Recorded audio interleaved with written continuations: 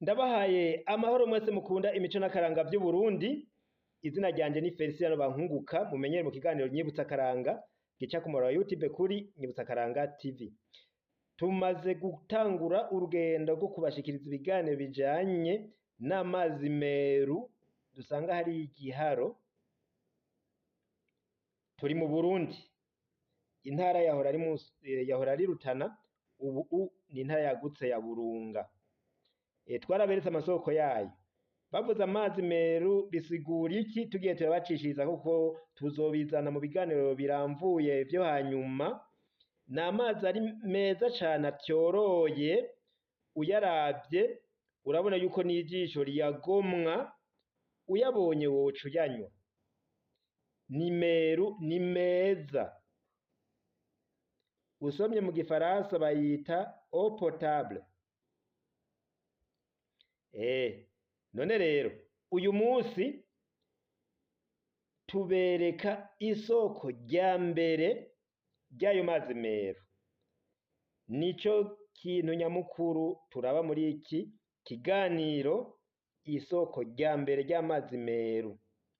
Reka ndabereke murirabe, mweje kuriraba rero ndaheza ngaruke tuganire.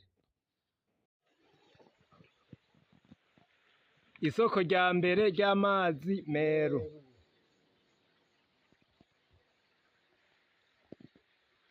Amazi meru.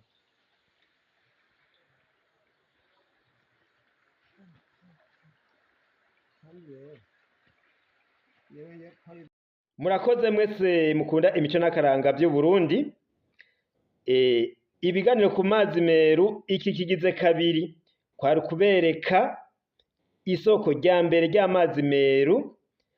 Ayandi masoko muzoyabona mu biganiro bikurikira.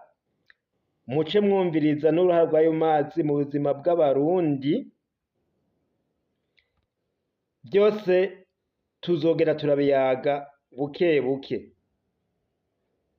Reka uyu munsi dusezerane ndababwira nti mugiraho amahoro, ndabibutsa yuko ibiganiro birabandanya, ariko mbaye ndabacishirizako nuko ayo mazi meru n'umwami yayanyoye, umwami w'u Burundi yarayanyoye.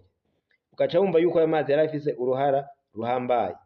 Abazungu bagomba gukwiragiza amazi mu gihugu, mu mugambi barimo gukwiragiza amazi, baraje kuyaraba barayagomwa, mu nyuma barareka ayo masoko kuyakuraho, barashima kuyareka kugira abantu bazoshobore kuza barayaraba.